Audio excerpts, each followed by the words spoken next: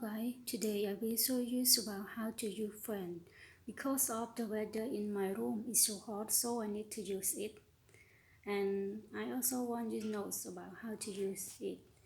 Here is the fan in my room, so I will show you to use it. We need to use this here, and then it's connected with this electric here, and then you need to point the button.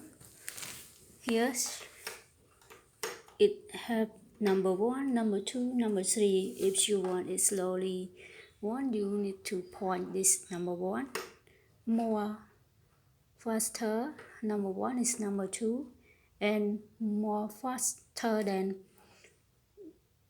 number 2 and number 1 you can point number 3. So the first I need to point number 1 because I think that is enough for me to make cool.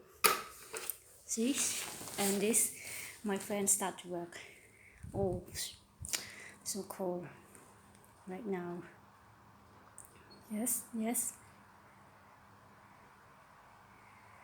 I don't want to make my hair move, so I need to put it like this to make it stand to me, don't move to anywhere. Okay, you see it, and then I need to stop it. We need to point this button. Okay, you see, push, and then it stop. Okay, so now I point number 2. It's faster than number 1, and number 3 is